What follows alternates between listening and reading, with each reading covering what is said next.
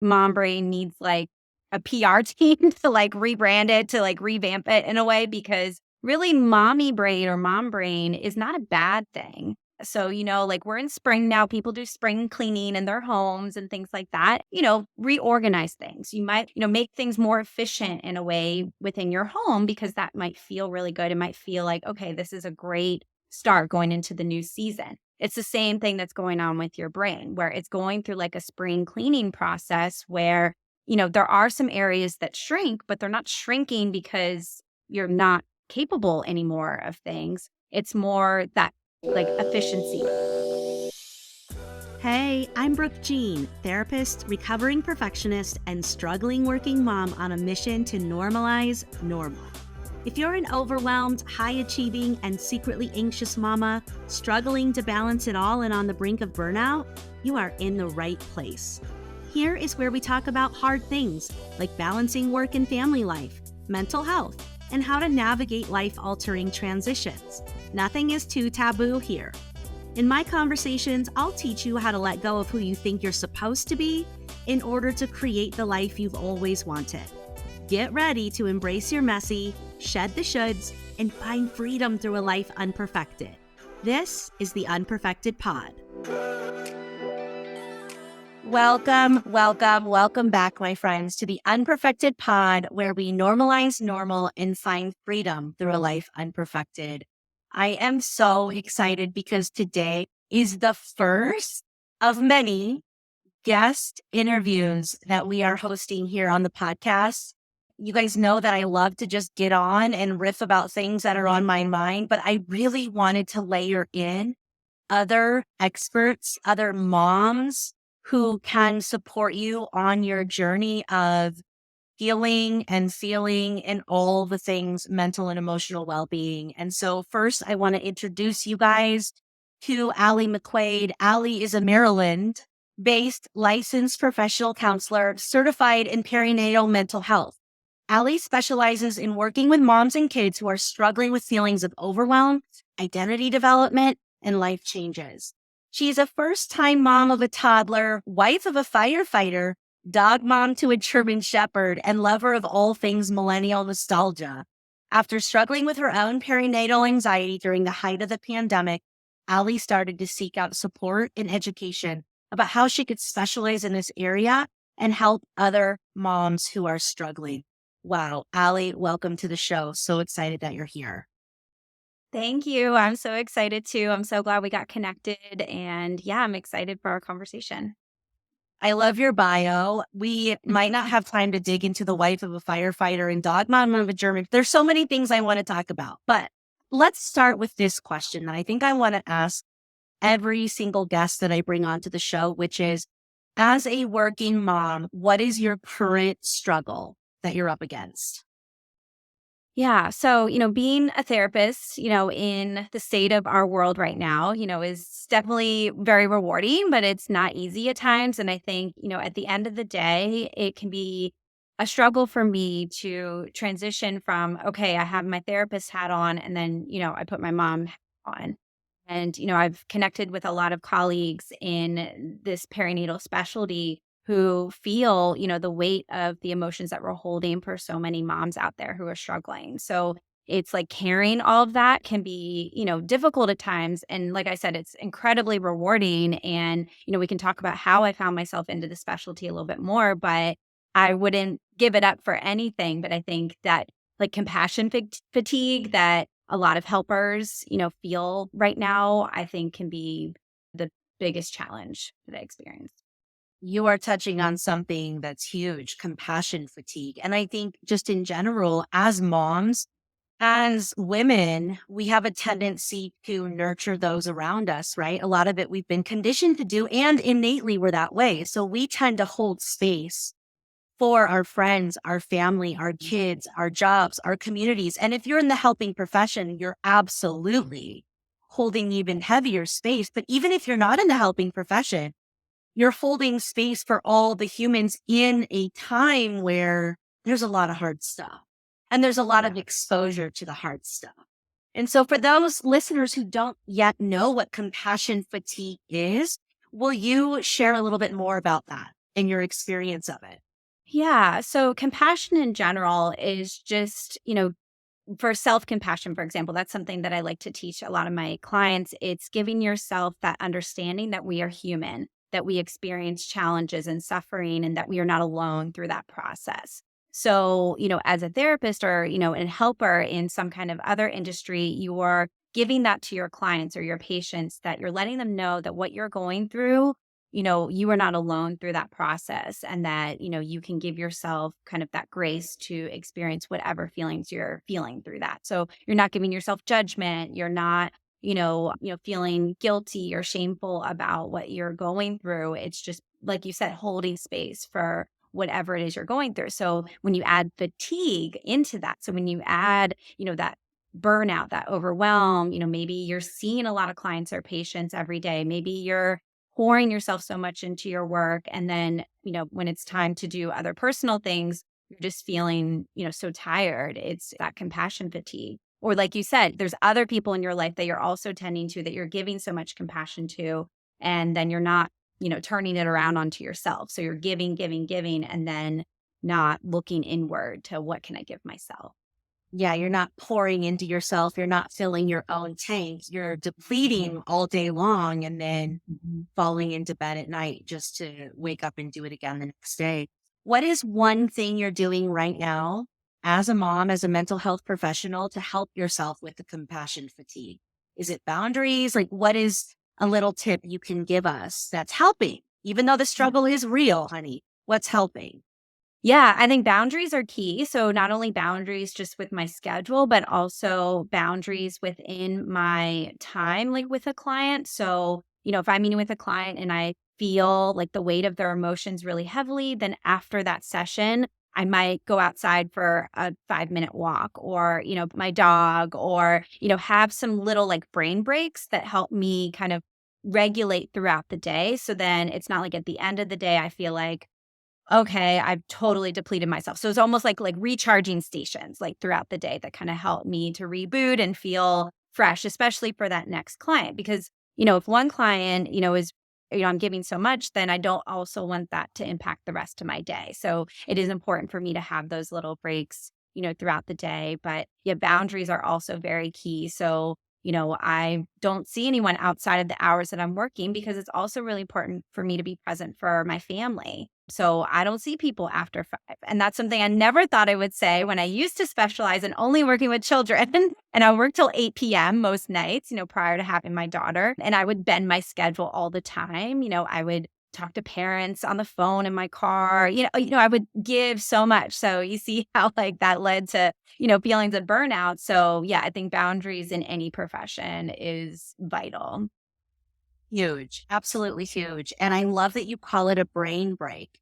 In the last episode, we talk about, or I believe it's episode 6, we talk about anxiety and I roll out the mini pause. And a lot of people resonated with that, but you're calling it a brain break. And I think I like that even more. Mamas, this is so powerful. We're talking a 60 seconds brain break where you take a deep breath or you just turn your attention inward. It's like a little transition in between things. And I love that you said it's like a fill up station. We have to fill our tank throughout the day. We are not an unlimited resource for people. So beautiful, brain breaks and boundaries. I love it. So let's get into what you do and what you help mamas with, the perinatal mental health. What is perinatal mental health? Let's start there. Yeah, yeah. So perinatal mental health is basically the time frame from pregnancy through the first year postpartum. So anyone who says that they specialize in perinatal mental health as a therapist, that means that they're working with moms or other, birthing partners. It doesn't just have to be moms during that time frame. Specifically, I only work with moms. I don't work with their partners unless they want to, bring them into a couple sessions. But couples is something that I never felt was where I felt my groove. So yeah, the perinatal mental health time frame is really important to look at other things that could be coming up during that time. So that could be trauma, either birth trauma or some kind of stressful event during that time. That could be a loss. That could be struggles with fertility challenges. That could just be even, kind of the normal emotional ebbs and flows that happen during pregnancy, either related to hormones or other factors, but also during postpartum. So even within the perinatal mental health specialization, there's also like these little like subsets that people find themselves niching into.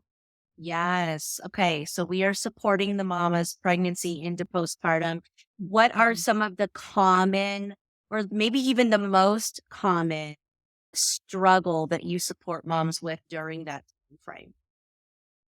Yeah, this is a tough one because I feel like each stage has like its unique struggles that could come up during that time. So, like, when I think of how to answer this question, I think it's like thinking about like almost five different like sub stages that happen during even within the whole perinatal time frame. So you think about, preconception or trying to conceive and the challenges that might come up with that. You think about, pregnancy, especially early pregnancy, and maybe even someone who's coming off pregnancy from a loss. Like, what if something's wrong or, you're not having like regular checkups? You go in once a month and then you're left waiting the rest of the month. And, there's a lot of anxiety and worry that comes up with that. What if I'm doing something wrong? What if something's wrong? And then, you look at late pregnancy or approaching labor, approaching, childbirth. That's a very scary thing for a lot of people. And there's birth trauma that's happened, there's medical trauma that people experience. So that provides also a lot of things, clearly a lot of anxiety, during this time frame.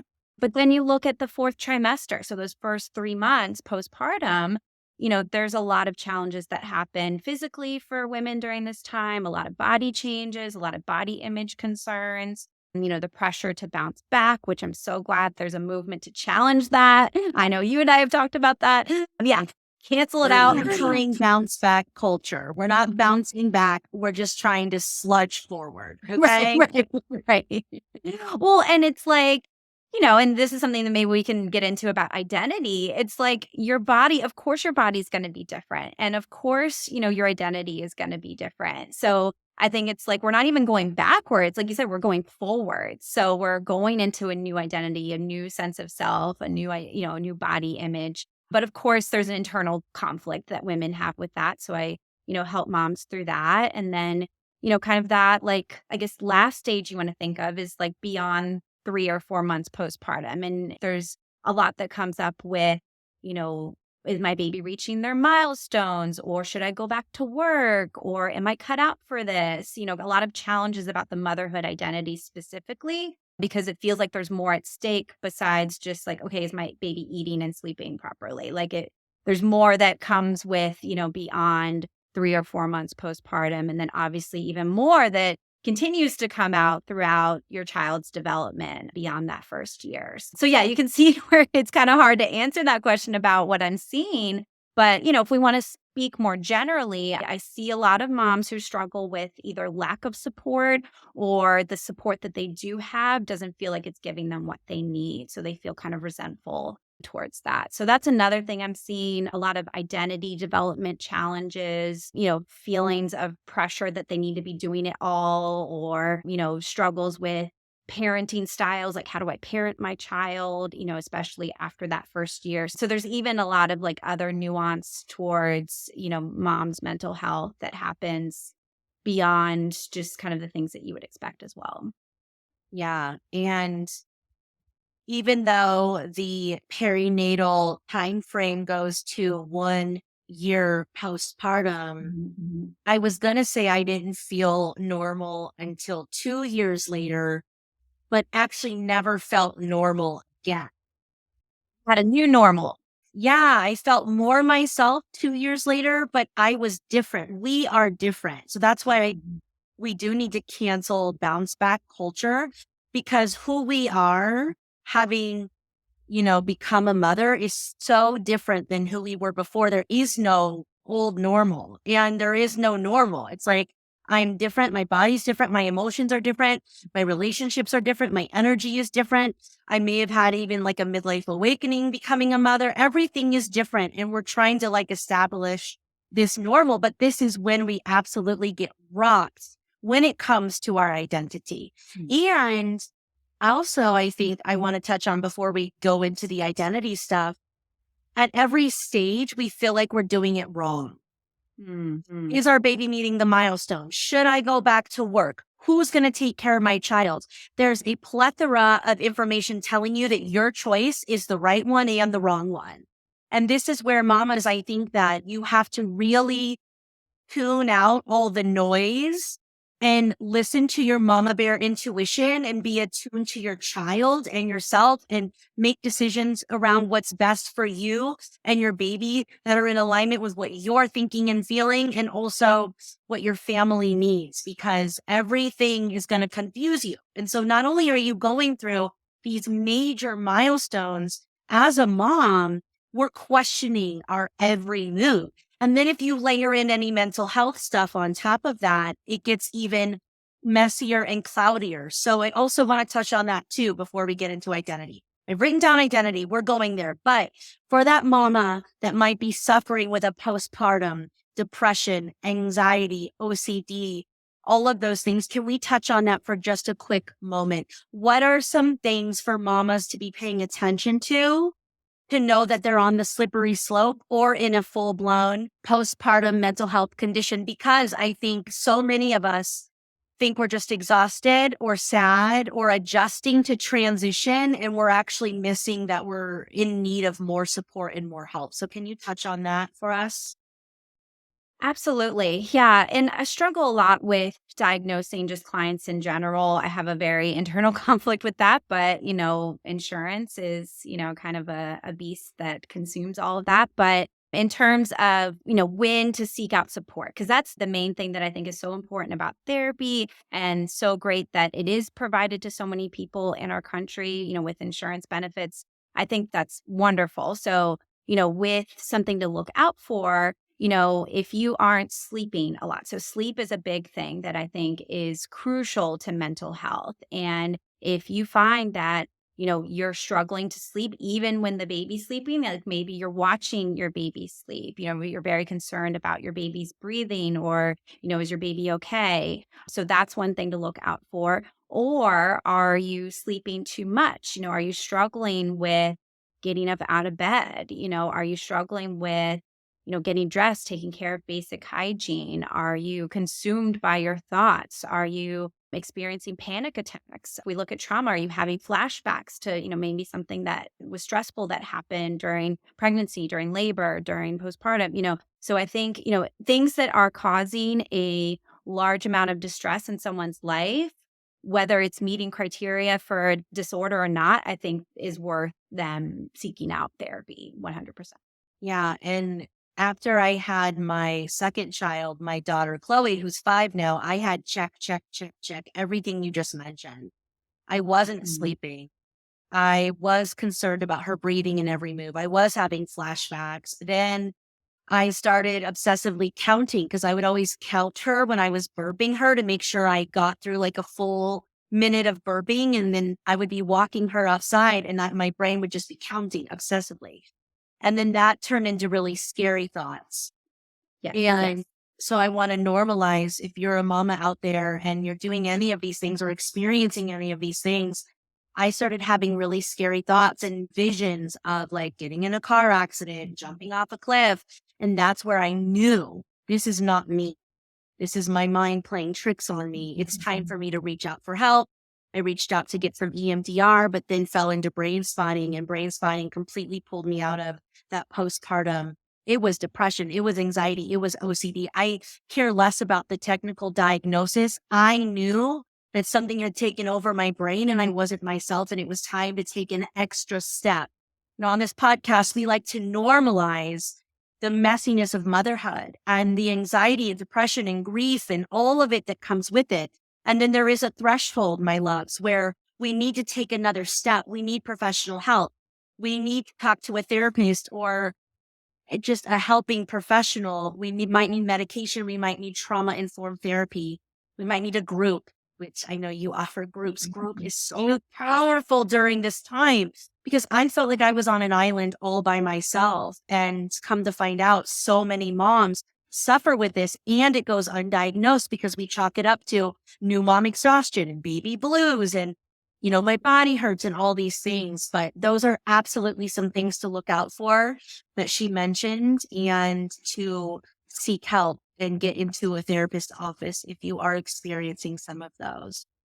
Absolutely. And I'm so glad you normalize the intrusive thoughts because 80% of moms will experience those intrusive thoughts. Like 80% is a huge number.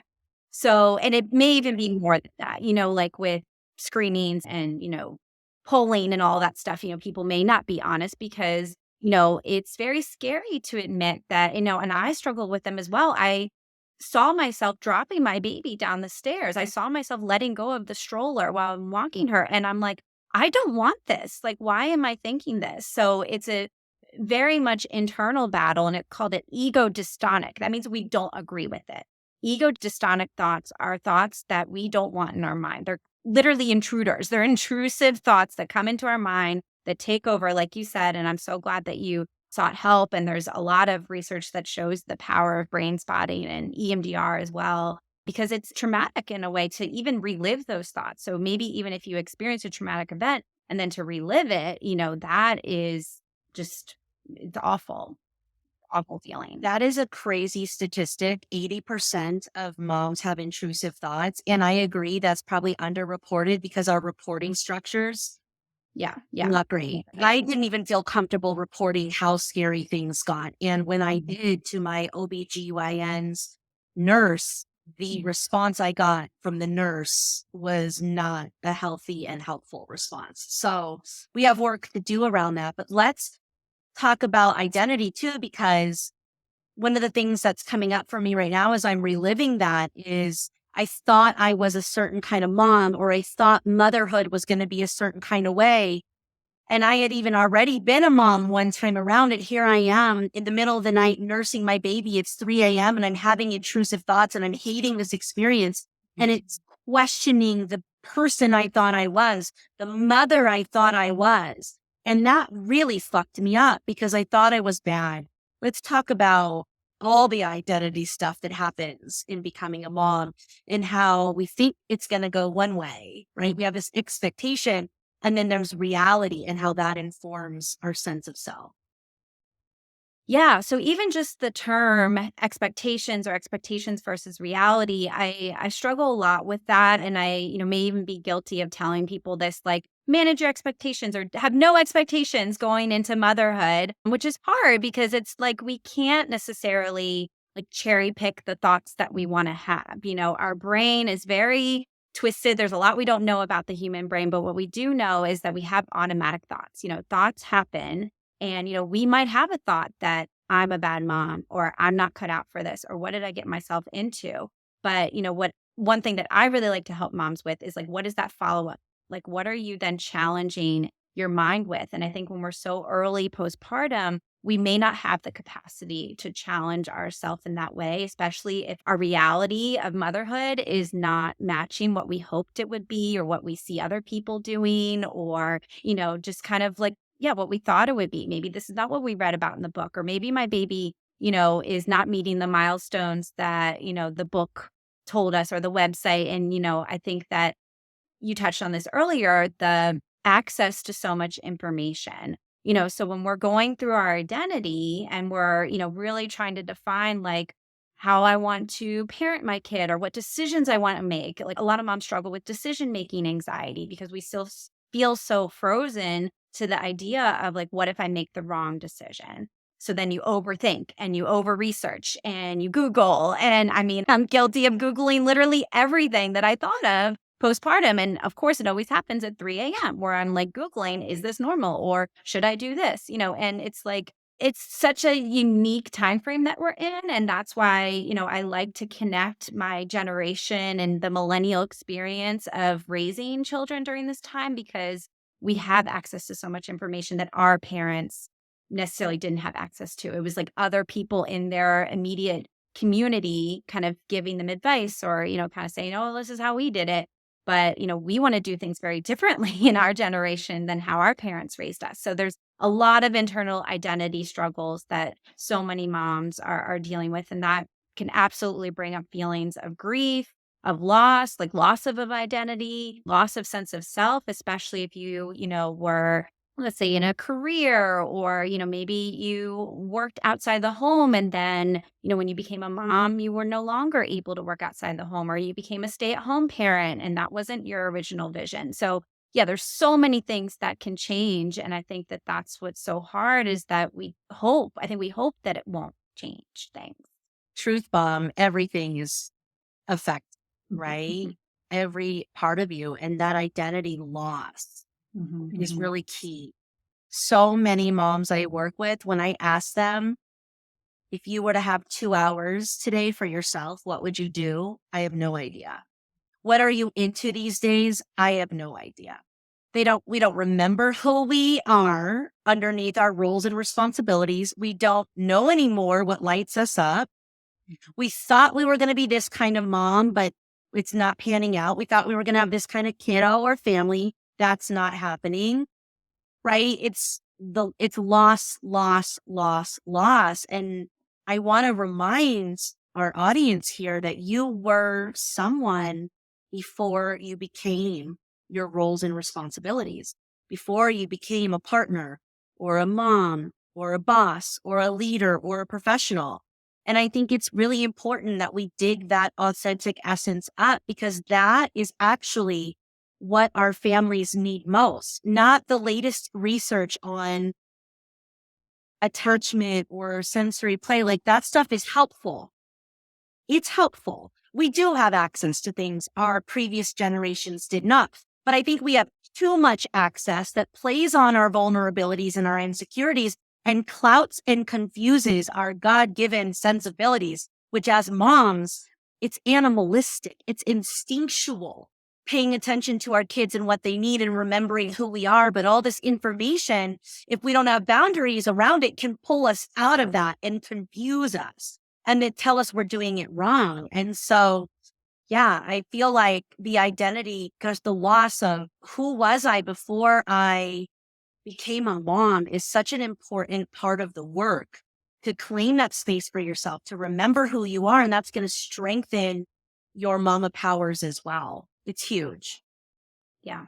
Yeah. No, I totally agree. And I think just even asking moms a simple question, like you said, like, what do you like to do for fun? Or if you were given 2 hours in a week and met by the same blank stares as like, I don't know. And I think what's so interesting is that I have so many moms I work with, and this is not a dig at the dads or the partners, but they can list at least two or three things that they know that their partners have that fulfill them, whether it's a sport or, a friend group they hang out with, poker, golf, of course, very stereotypical male things. But I think that, they feel very fulfilled in their sense of self and their identity as an adult. But, the moms are then left feeling very confused and torn. And maybe they did grow up, playing a sport or being involved with music or art or, dance or something like that. But maybe they feel like, oh, I'm too old for that now, or that doesn't suit my lifestyle right now. And it absolutely can. And that's something that I really want to, empower moms to explore that. And it can start small. It can start with, maybe listening, to some old songs that you used to listen to back in the day. Maybe that can light something up inside of you. I know I still listen to songs from the early 2000s. That's my self-care, but it's yeah, right. I don't know, Backstreet Boys and sync, yeah. No, but I think that that can be something that is really unique to a motherhood experience, is finding your interests, because then you can do your interests with your children. So if you really like to paint or draw, absolutely you can do that with your children. It may look very different. So that's where you might want to manage your expectations with how, the product, the result will be, but you can absolutely still find fulfillment in that. And so that's something that I'm finding is really rewarding, but also challenging in my work with moms to do that. Yeah, that's beautiful. Those are really helpful little tips. Like, find the thing that used to light you up. Music is huge for me. Dance Yeah. is huge for me. Being in nature is huge for me. Being silly and playful and laughing is huge for me.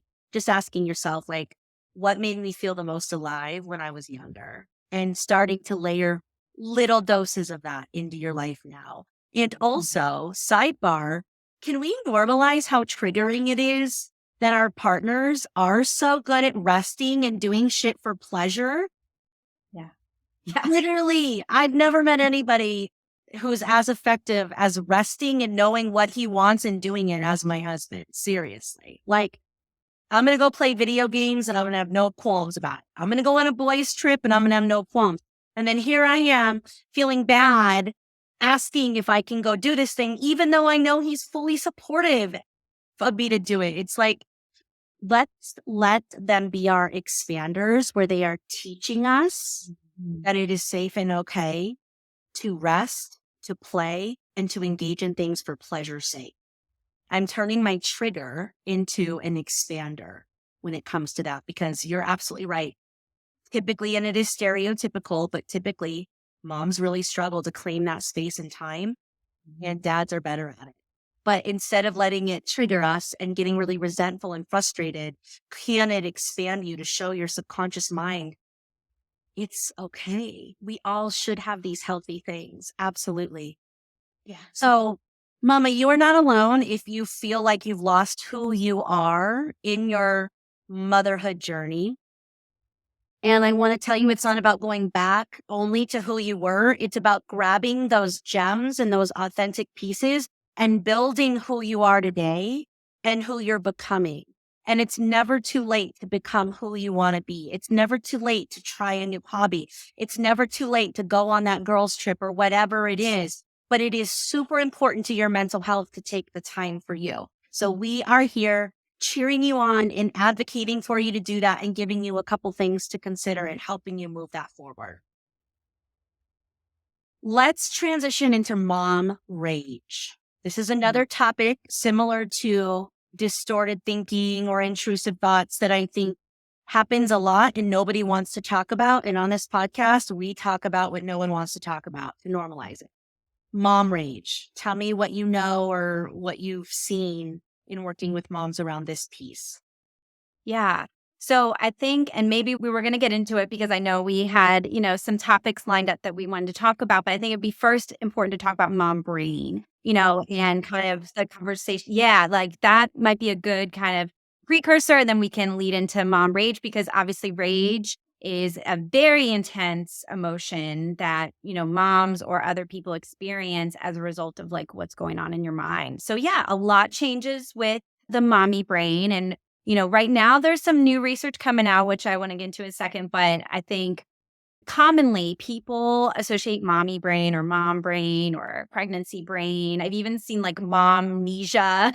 I've seen that term thrown around. It's like framed in a negative way where it's like, oh, there goes mom. She's so forgetful. She's so confused. She's brain fog. She's experiencing all that. And I think that's where mom brain needs like a PR team to like rebrand it, to like revamp it in a way, because really mommy brain or mom brain is not a bad thing. It's actually a really good thing because what's happening during late stages of pregnancy into early postpartum is like this fine tuning process. So, like we're in spring now, people do spring cleaning in their homes and things like that. And what you do during spring cleaning is you might reorganize things. You might like get rid of some things. You might, make things more efficient in a way within your home because that might feel really good. It might feel like, okay, this is a great start going into the new season. It's the same thing that's going on with your brain, where it's going through like a spring cleaning process where, there are some areas that shrink, but they're not shrinking because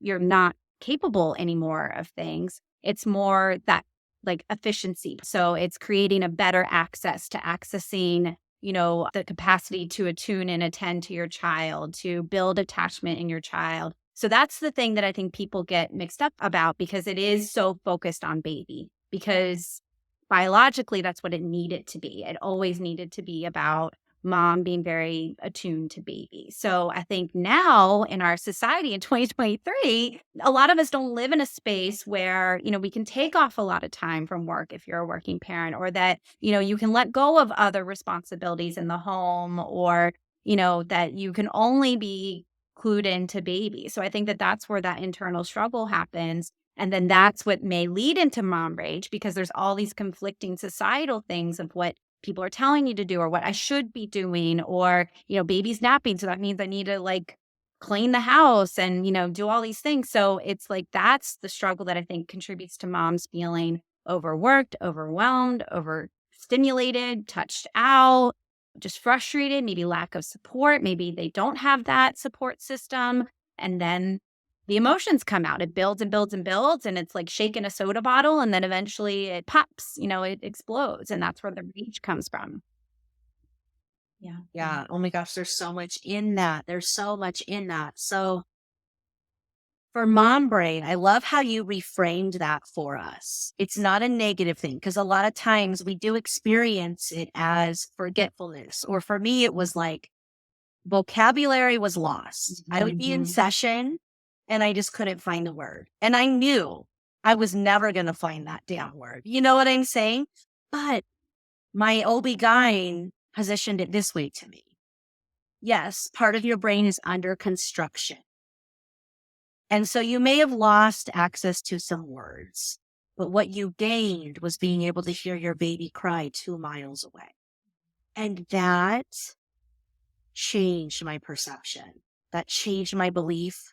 It was no longer about me feeling dumb or what was I losing. It was more about what was I gaining. This intelligence, right?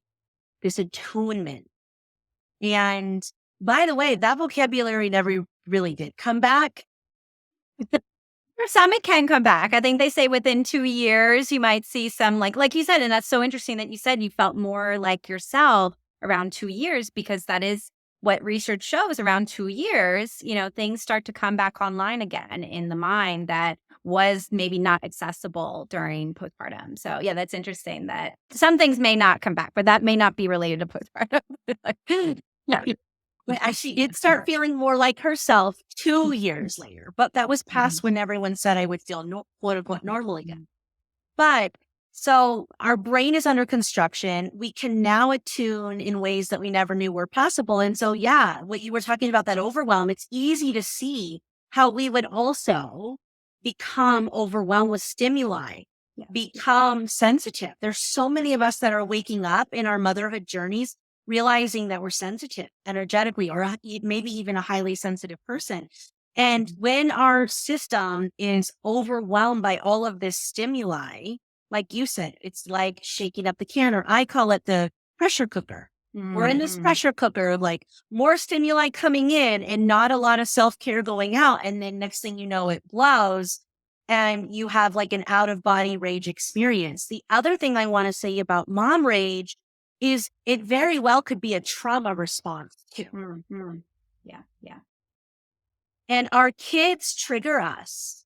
I'm going to do a whole solo episode on this. Our kids trigger us. So that stimuli comes in. And if it tells our brain and body that we need a nervous system response that is a fight response, you may find yourself screaming or just really angry, right? Yelling or stomping around or maybe even throwing something. And then, of course, later, once you come down from that cortisol and adrenaline, you shame the living shit out of yourself. But the truth is you were in a trauma response, in which case what we need to do is, again, take care of ourselves so we can regulate our nervous system, so we can handle those stimuli coming at us and we're not already on edge because we're taking care of ourselves, and we can walk away and we can regulate and come back and deal with it. But for me, especially when I would say Chloe was 0 to 1, I would have this rage, and it was usually when I was straight up triggered, and then I would yell, and then I would just feel so terrible as a person that I was yelling like that. And then I realized, wow, that is not me. I need to take better care of myself. I need to regulate my nervous system. I need to do more trauma healing. I need to take space and take care of myself. So I'm not at a 10 and then her cry comes in after the 10 and now I'm into 11. But that's another piece too, right? Is we are in some version of a fight response sometimes. Yeah. And it comes out and looks like rage. What's a tip you can share with us on how to navigate something like that?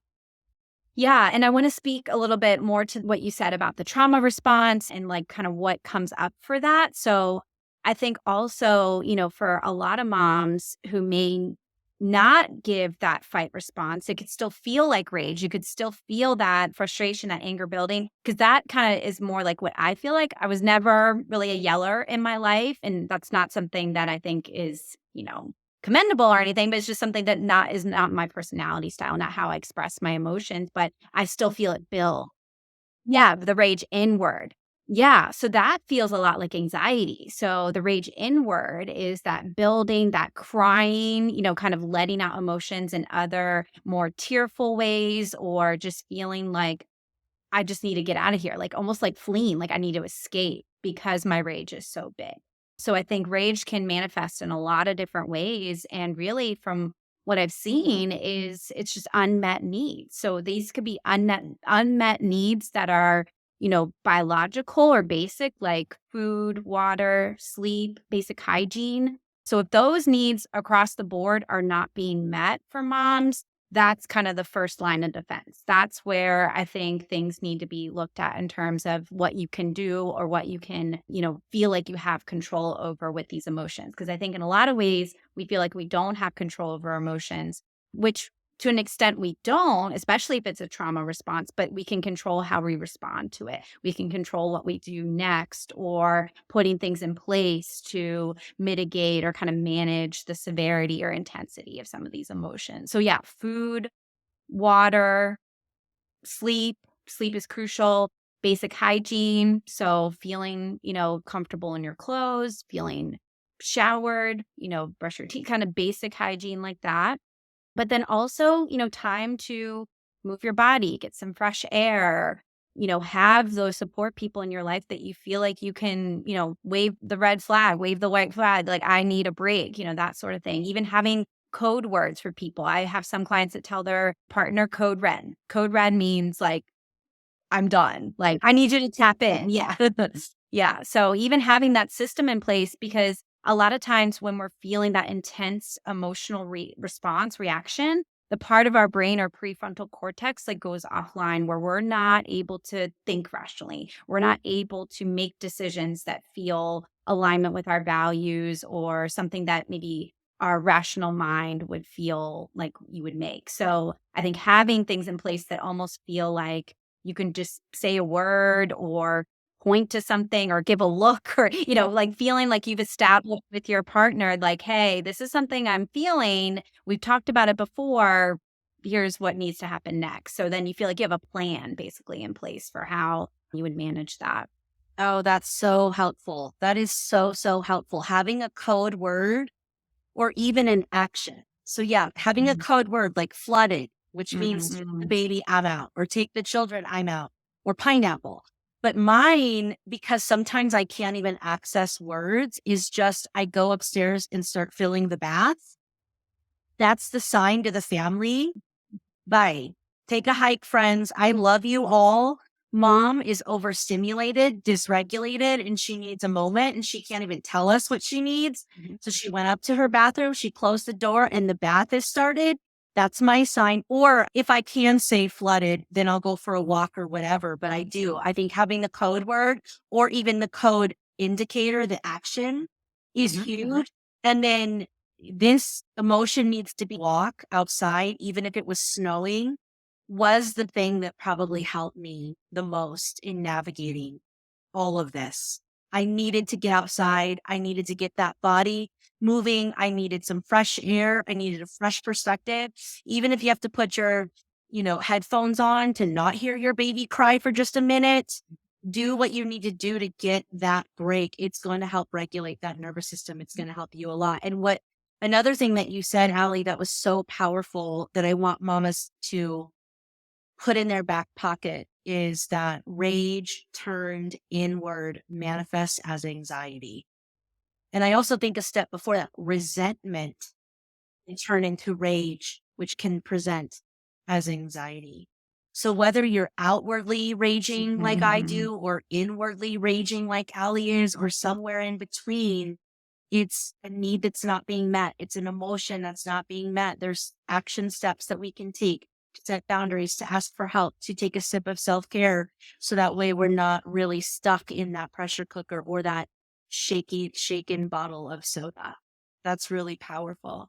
But the key too is you're not a bad person. You're not a bad mother if you're struggling with mom rage, or you have mom brain, or you're at a loss for your identity, or you're dealing with obsessive, intrusive thoughts. You're not a bad person. You're not a bad mom. This is part of the experience, but we do want to offer you support. We've talked about therapy.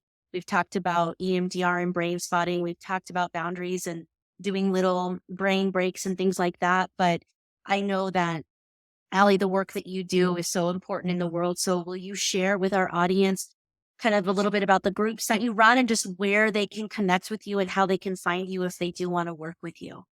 Sure. Yeah. At the moment, I can't offer a lot for people outside of the state of Maryland because of licensing laws, but hopefully that's in the works of changing. So, can be more accessible to, yeah, I'm blanking on like the name of the exact like act that's going through, but yeah. That mom brain, right? Florida and like 12 other states. And we're really pushing for every state to participate because it's about quality of care. And when you're connected to your client and they move, we don't want to have to terminate. I want you guys to be able to reach out and work with Allie because you resonate with her and you feel comfortable with her. So we're working on moving that forward. But anyways, sorry that was a sidebar. Oh, yeah, but I'm in Maryland, but I post a lot on my Instagram page, which is Millennial Mom Therapist, all one word. And my name will come up as Allie McQuaid. And I provide just a lot of free content that I hope can resonate with a lot of moms who might be struggling, but also to instill hope and, kind of a lot of that identity piece. I love talking about that. That's something personally that I feel like I'm still navigating myself. But yeah, I post a lot about that. But you mentioned the group. So I just ran a group for toddler moms that was about beyond the first year. So again, like beyond the first year, there can still be a lot that's going on. And especially moms who might have either undiagnosed or untreated perinatal mood or anxiety disorders. It doesn't just magically go away after a year. The research actually shows that the rates increase. So if it's 20% that first year of rates of PMATs, it'll increase if it's left untreated to over 30% of moms. So clearly, it's not just something that magically poof goes away. So I felt that was an area that needed focus was moms who are beyond 1 year postpartum, because that's actually a lot of times when they will like grow out of programs that are provided in the community. At least in Maryland, I've seen that where it only goes up to 12 months. So I wanted to provide, gave that support to moms in that area. And I'm actually doing a postpartum mom brain support group. I did a workshop style last year, which my workshop style courses are available to everyone because they're not therapy. But when I do a group or supportive group atmosphere that is therapeutic, that has to be in Maryland. So that's where I post kind of like on my Instagram, like what will be available as a workshop, what will be available as a support group. But yeah, I ran this mom brain group as a workshop last year, and this year I'm doing it as a support group. And I'm really excited to, help moms who are especially in that early postpartum phase understand what's going on in their mind and how they can manage that. So thank you for the work that you're doing and also for modeling that we shouldn't have to choose. So thank you for your time. And for the guests and the audience listening, thank you guys for your time too. I hope that you found a nugget or two that were helpful that you can pull from this and put in your day-to-day practice. Thank you so much for listening to the Unperfected Pod. I hope this episode helped you feel a little less alone and a little more inspired to be you. If you like what we're doing here, I would so appreciate that you subscribe, rate, and review this podcast. If you do, share the episode on Instagram and tag me at BrookeJeanUnperfected to enter to win a 1-to-1 laser coaching session. Also, feel free to join me in my private Facebook community, Mommy's Mental Health Matters, where we continue the conversation. Thanks again for being here and see you in next week's episode.